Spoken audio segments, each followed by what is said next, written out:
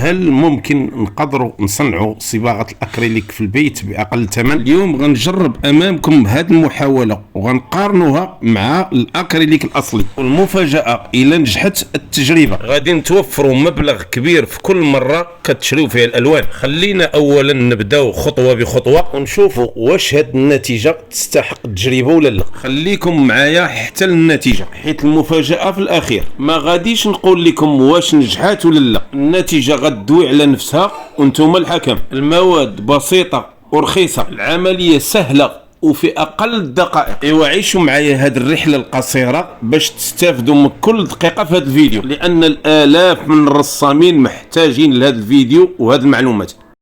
السلام عليكم ورحمة الله وبركاته. تحية طيبة لكل متتبعي قناة مصدق آرت أكاديمي في درس جديد، نزولا عند رغبة الكثير من الأحباب اللي لحوا عليا هذا الموضوع ديال كيفية صنع صباغة الأكريليك في البيت.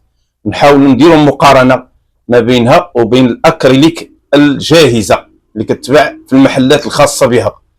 سبق لي ودرت مواضيع كثيرة في هذا الموضوع. اليوم غادي نحاول ما أمكن نقرب أحبابي إلى العملية ديال صنع هذه الصباغة، وغادي نحاول ندير جزئين من الفيديو. الجزء الأول كيفاش نصنعوا صباغة الأكريليك معجون وكيفاش نصنعوها سائل، لأن المتتبعين كيتسائلوا كيفاش ممكن الصباغة معجون وكيفاش تكون سائل. العملية بسيطة، كنحاولوا ما أمكن نديروها بواحد السر بسيط جدا. فشدوا معي الرحال وتابعوا معايا، هناك أسرار مهمة وفوائد جديدة. كيف ما كتشوفوا هادو هما المواد الثلاث، هادو مادتين يعني نفس المادة، صباغة الكاوتشو، هذه حجم صغير وهذه حجم كبير. المهم ثلاث مواد اللي غادي نصنعوا بها الأكريليك في المنزل. نبداو بالمادة الأولى، هذه مادة الكولاغريفي. كتشوفوا مادة الكولاغريفي لصقة تساعد وتدعم صباغة الأكريليك بقوة، وهذه المادة السحرية ولات كتستعمل في جميع الصناعات تقريبا، في البناء، في الصباغة، في الرسم، كتساعد بشكل كبير، وهي مادة لاصقة وتلعب دور الملمع أو الفيرني. ولاحظوا العملية الرائعة، معجون رائع اللي كيساعدنا بشكل كبير في تركيبة صباغة الأكريليك. وتقريبا هاد المادة المعجون بحالها في الشكل بحالها بحال الكولاغريفي.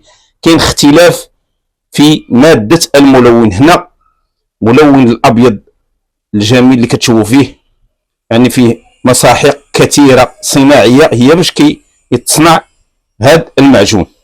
الملون اللي هو المادة اللي كتعطينا القوة ديال اللون، ملون مائي، ونقدروا نختاروا أي لون باش ندمجوه مع التركيبة. حاولوا تتبعوا معايا عملية دمج هاد المواد باش نصنعوا معجون ديال الأكريليك. أو نبداو على بركة الله هاد العملية ديال الدمج. نبداو بمعجون صباغة الكاوتشو بلاستيكية. هاد الكمية ديال المعجون، لاحظوا الكمية، ممكن ديروا أقل ممكن ديروا أكثر، المهم حنا عندنا التجربة، والتجربة خير برهان كما يقال. الكولاغريفي نضيفوها على الصباغة الكاوتشو، ولاحظوا المادة ديال الكولاغريفي كاين واحد الاختلاف طفيف ما بينها وبين صباغة الكاوتشو. هذه ما كيبانش فيها اللون، هذه كتبان أكثر لون. شوفوا الكمية اللي درت هنا مع الكمية ديال الكاوتشو، كمية الكولاغريفي مع كمية صباغة الكاوتشو. نديروا واحد الإدماجة خفيفة ما بين الصباغتين، وممكن لكم تدمجوا بالطرق ديالكم اللي كتعرفوا. المهم حتى جنس الخليط بشكل كبير، تدخل الصباغة في الكولة بقوة. هاد العملية ديال الخلط بالطرق ديالكم الخاصة اللي كتعرفوا. حاول ندمجها ونخلط ونعجن وندعك هاد الماده باش تدخل الكولا غريفي بالكاواتشو. الطريقه راه سهله لحد الان، العمليه سهله ومفهومه. نجيبو الملون، لاحظوا الملون كيف ما قلنا راه ماده مائيه فيها ملون ومركز مائي، نصبوه فوق التركيبه اللي درنا. شوفوا العمليه ديال الادماج باش ندمجوا هاد الصباغه ونستعملوها. ولاحظوا نفس الطريقه اللي تجانس بها الخليط في الاول ديال الكولا غريفي مع الكاواتشو، نفس الطريقه اللي غيندمج بها الملون مع المكونين. وخاصنا ندعكوا، يعني نحاولوا نخلطوا الالوان باش تعطينا لون متجانس داخل في بعضه البعض. وكل ما كانت يعني الصباغه والماده معجون، كل ما كان علينا يعني الواجب باش ندعكوها بهذه الطريقه هذه باش يتجانسوا المواد والذرات ديال كل ماده. ولاحظوا الان كيفاش تخفف اللون، يعني ما عطاناش اللون احمر قوي. ولهذه الغايه الا بغينا نحققوا دائما اللون كنزيدوا غير الملون بهذه الطريقه. كل ما زدنا الملون كل ما كيعطينا القوه ويعطينا اللون.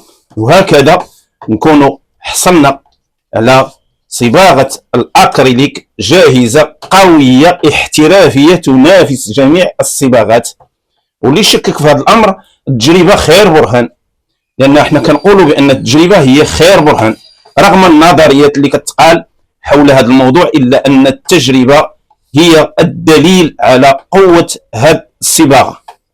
الان كتبقى لنا تجربه اخرى غادي نديروها، حاولوا تتبعوا معايا الفيديو كامل باش تكون استفاده كامله. الصباغه الان جاهزه اللي كتباع في المحلات، نحاولوا نديروا واحد الكميه منها هنا، وغادي تشوفوا الفرق ما بين هاد الصباغه وهاد الصباغه.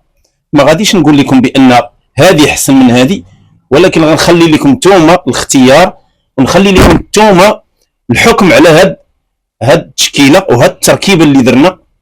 غنبداو على بركه الله في التجربه ديالنا. الالوان هذه هي الاكريليك الجاهزه، هذا توب كانفاس كيف ما شفتوا.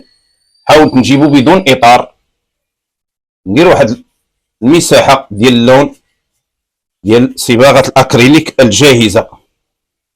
وحاولوا ما تردوش البال يعني قوه المركز هنا في هذه الصباغه، لانني انا ما ركزتش اللون الاحمر في الصباغه ديالي، لان قلت كيف ما في الفيديو كل ما زدنا المركز كل ما كنزيدوا قوه اللون. حنا كنشوفوا قوه الصباغه الان، غنختبروا قوه الصباغه. لاحظوا القوه ديال الصباغه اللي جهزت والصباغه الاكريليك الجاهزه. كيف ما شفتوا نقدروا نقولوا الاحسن ونعزلوا الاحسن، ونقدروا نقولوا التباري قوي والمنافسه شديده.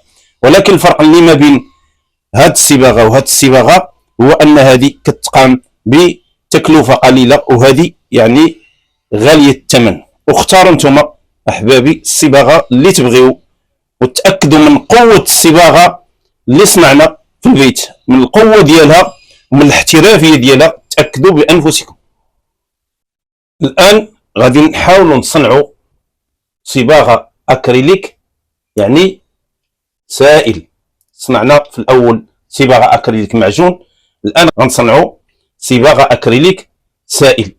غنجيب قنينه اي قنينه ممكن توفي لي بالغرض. هذه نجيبوا الان صباغه الكاواتشو سائله بعد ما ضفت لها الماء، وبطبيعه الحال نكونوا ضفنا لها الكولا غريفي وضفنا لها الماء كيف ما كتشوفوا. حاولوا نجريوها في هذا المستوى، نصبوا الكميه في القرعه ديالنا او في القنينه. ولاحظوا طريقه الصب طريقه سهله. لاحظوا نديروا الكميه اللي غادي نتاكدوا منها من التجربه ديالنا بلا ما نعمروا القرعه ديالنا. هذه الكميه كافيه باش تعطينا الاكريليك. غنزيدوا غير الملون فقط. الملون نضيفوه على الكميه ديال الصباغه مع الكولا غريفي بعد ما ضفنا لها الماء باش تولي سائل. العمليه الاخيره اللي سهله هي خلط هاد الصباغه. نحاول نخلطها بهذه الطريقه، نحرك بقوه بقوه حتى يتجانس الملون مع التركيبه كلها. ولاحظوا بسهوله كنوجد صباغه الاكريليك القويه. ولاحظوا هنا حيت ضفت اللون بقوه، شوفوا اللون الاحمر كيفاش بان.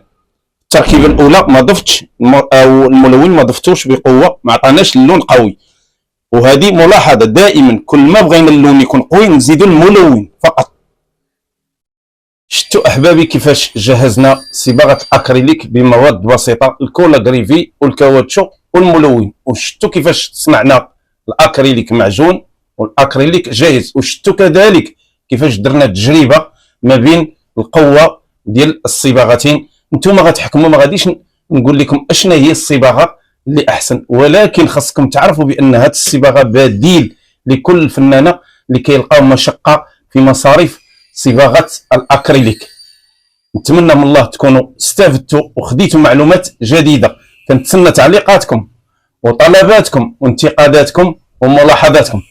ما تنساوش اشتراك في القناه والضغط على زر لايك. القاكم في حلقه جديده. السلام عليكم ورحمه الله وبركاته.